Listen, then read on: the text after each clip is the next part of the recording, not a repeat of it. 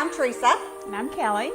And we're here today and we're going to show you a very inexpensive, easy project to make for your holiday table.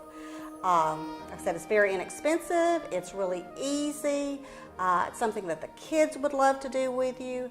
So what we're going to do is show you how to put together what we call our blessing tree. What you need to do first is to find a cylinder like this, or you can, it doesn't have to be exactly like this. Kelly's daughter Danielle got married a couple of years ago and she just happened to have this on hand, so that's why we're using this today. But you can use a pitcher, you can use a bucket, any kind of vase that you've got around the house. Like I said, we're trying to make it very inexpensive for you, but you can use just about anything. Now what Kelly's going to do is to go ahead and pour in some sand. I happen to have some sand at my house that I had with another project, so that's why I'm using that. But you can use berries, you can use marbles, you can use the little iridescent pebbles that you can find real inexpensively at the craft store. And this is just to kind of anchor your branches that we're going to put in there for our tree. You don't necessarily have to have them, but I just think it looks better to have something in there to anchor those. The second thing you need to do is grab you a couple of kids, go out and find you some branches, cut them off. You can get 2 or 3, ever how many that your container will hold. Now I decided to go ahead and paint mine a metallic silver because I like a little bit of bling. So that's what I did on mine. I just simply stuck them individually down in the yard and spray painted them outside. You want to make sure that you get under the little branches a little bit because this is going to be setting up a little bit high, so you want to make sure that all your little arms and legs are covered real good. But you can also leave them natural or paint them any color you want. Absolutely, absolutely, you sure can. And I find also that if you'll take the branches and put them together first before you put them in the container, you have a little bit more control of how you want them. So we've got our twigs in there. What we have to do now is to make our little tags that we can write our blessings on. Kelly's going to go ahead and make one for you. What you need to do, I've got all kinds of cookie cutters out here that I've had over the years. I don't make many cookies anymore, but I do have the cookie cutters. And if you don't have these, start collecting them at garage sales. You can go to Salvation Army and get some very inexpensively. I've got bells, diamonds, trees, whatever you need. I like to, when I trace them out, I like to use a magic marker and go around the edges. It just kind of sets it off a little bit more and makes it a little bit more prettier.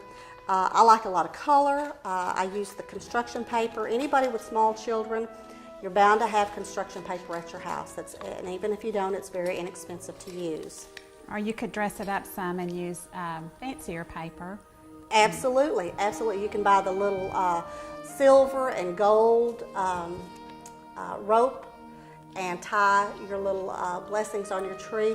If Grandma's got some leftover yarn, you can use that. You can even use fishing wire if you've got that at the house. Once you put the hole in your little tag, I've got leftover ribbon here that I had from last year.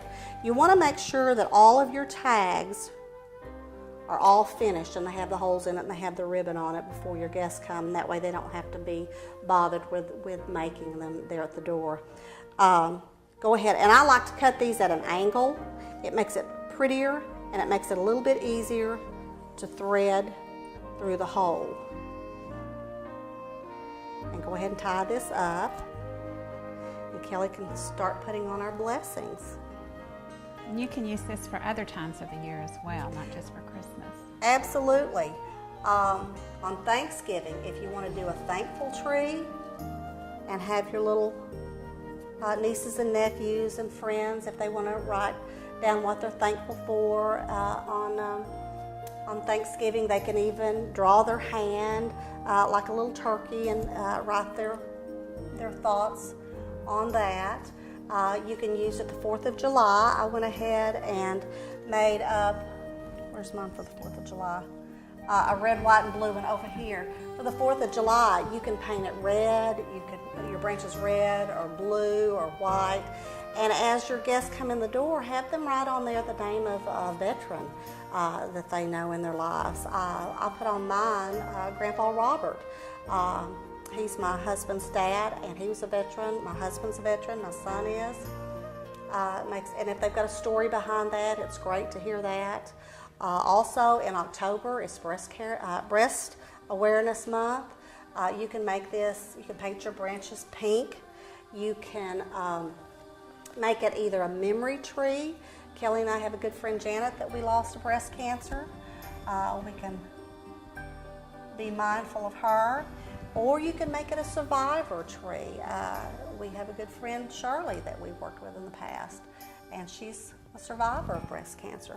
So you can make it many times. Again, it's very inexpensive, and all the times that you can use it throughout the year, it just makes sense that it's a great centerpiece for your dining room table, your foyer table. And once you get ready to take it apart, gosh, it's nothing to have to store all this. You just get rid of your branches because you can go out and cut some more next year. And it's very simple and very easy. We hope all of you enjoy making it as much as we have, and we want to wish you a Merry Christmas.